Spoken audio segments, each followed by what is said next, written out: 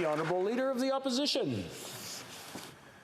We are here today to honour the victims of the recent violence in southern Saskatchewan, and particularly the James Smith Cree Nation. 10 lives lost, 18 lives changed forever, a community shattered, and a province and a country in shock. We are here to honour the victims by remembering them, supporting their community in their grief, and by committing ourselves to doing whatever is necessary to make sure this kind of outrage never happens again. No death is solitary. Every death leaves a hole in the hearts of a family and a void in a community. This is especially true in rural and remote regions, where people rely on each other to survive and where so many people are related through blood and marriage. As Mark Arcan, whose sister was among the victims, put it, this is how it is in our community. It's all about relationships. It's all about family. End quote. The violence 2 weeks ago took the lives of mothers and fathers, sons and daughters, aunts and uncles, neighbors, friends, and familiar faces. Each one of them was known and loved. Let us pause to honor them by offering our respect to each of them by name. Bonnie Good Voice Burns, aged 48, a mother, a grandmother, a foster mother who died trying to protect her son, Gregory Johnsy Burns, who was also killed. Lydia Gloria Burns, a first responder who was attacked while responding to a call to help Bonnie and Gregory Burns. Carol Burns, who was visiting her 2 children, one of whom, Thomas Burns, also died. Earl Burns, Sr., a veteran who had already survived an attempted stabbing by the same perpetrator 7 years earlier. Lana Head and her partner, Christian Head, who together leave behind 10 children and more grandchildren. Robert Sanderson, a father whose son was also injured in the attack. Wesley Pedersen, a 78-year-old widower from nearby Weldon, Saskatchewan.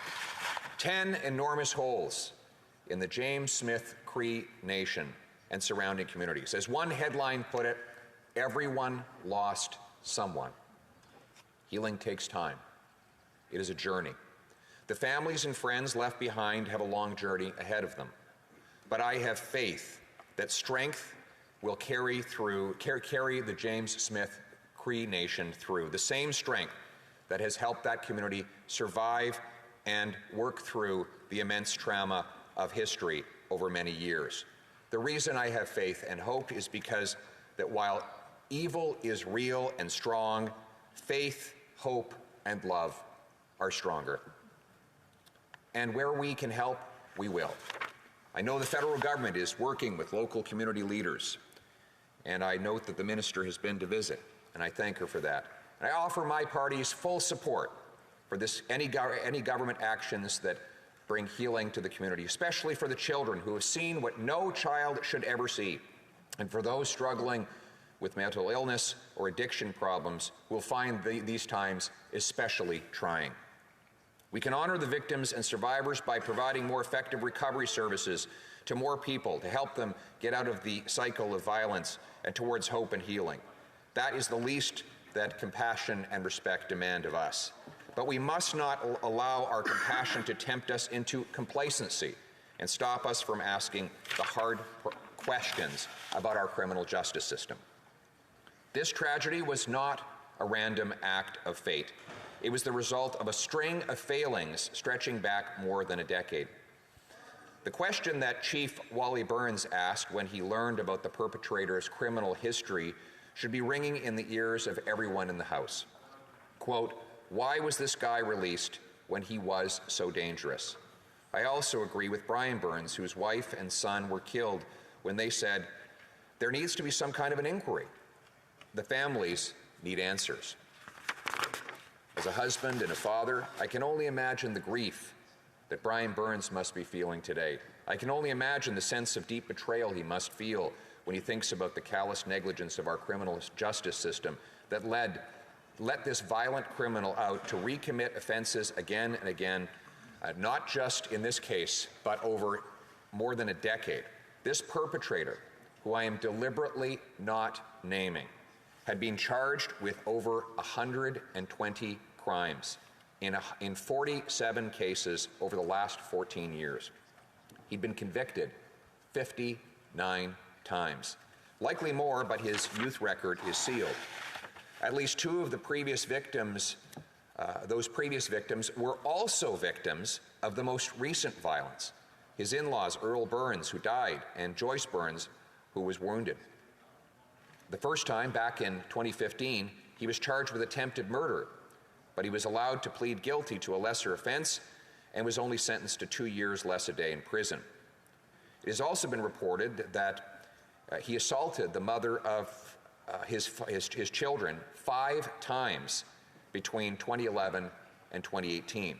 He never received more than a 2-month sentence for any of those assaults.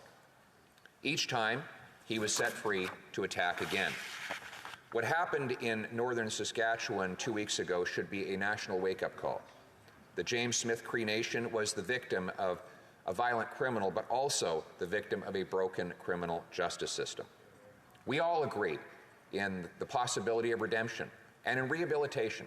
We believe that if someone makes a mistake, does their time, they should have a second chance at being part of society. But when someone commits one violent offense after another, that number in the dozens, at some point, they must stay behind bars for the protection of the public and for the respect of their victims. A system that allows a violent criminal to reoffend over and over again with impunity does not deserve to be called a justice system. Leaving victims vulnerable to repeat attacks by a violent felon is not criminal justice, it is criminal negligence. I agree with Brian Burns. I want to know how this could have happened, and most importantly, I want to know how we can make sure it never happens again. We will not honor the victims and the community if we do not listen to them. We must listen, and then we must act. There must be a top-to-bottom review.